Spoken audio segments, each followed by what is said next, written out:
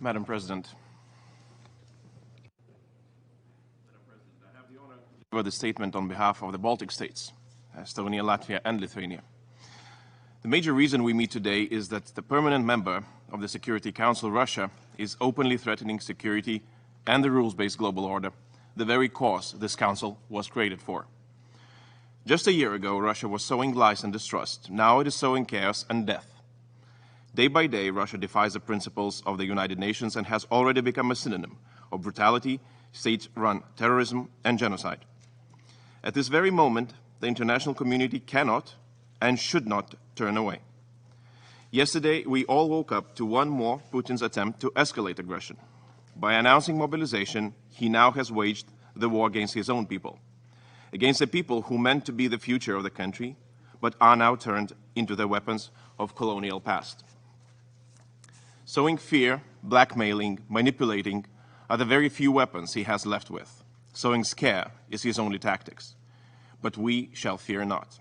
We shall meet Putin's desperate saber rattling with calm and resolve. Condemnation alone will not end these crimes. It is imperative that the international organizations use all of their resources to bring Russia's atrocities to the public light and on the charge sheets of international justice. It is our duty to bring Putin to justice. The special tribunal to address the crime of Russia's aggression against Ukraine must be established. Thus, if international organizations will stand up for justice half as strong as Ukraine stands for the universal values, peace will prevail and justice will prevail. Madam President, Russia's war against Ukraine has far-reaching consequences beyond Europe. Ukraine is one of the major exporters of wheat, corn, and sunflower oil. Thus, we shall make it very clear: the shortage of food is due to Russia's aggression against Ukraine and due to the blockade of the Ukrainian ports, and not because of internationally imposed sanctions.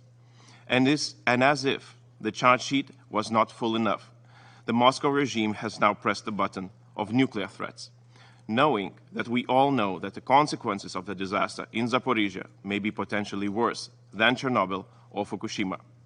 But we shall fear not. We shall use all the power of the international community to demand from Russia the unconditional withdrawal of its military from Zaporizhia. Madam President, when we say Ukraine, we mean true courage and unbeatable resilience. Ukraine fights for every principle the UN stands for. Ukraine fights for every one of us. Therefore, Madam President, I call on this Council, do not fear to act, fear of your doubt and indifference. I call on every state, we still have a chance to preserve peace and security by taking right decisions to defend the rules-based international order. I call on the entire international community. Accountability matters, and justice cannot be escaped. This is the momentum when we have the chance to decide in what world we want to wake up tomorrow. And just before I go, I want to remind that it's not just only Russia that shall be held accountable. The regime of Belarus shall be on the charge sheet too. Slava Ukraini. I thank you. I thank His Excellency Mr. Landsbergis for his statement.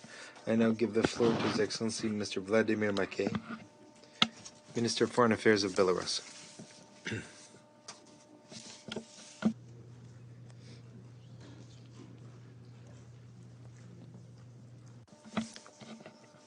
Minister. Madam President, events on the territory of Ukraine is a huge tragedy.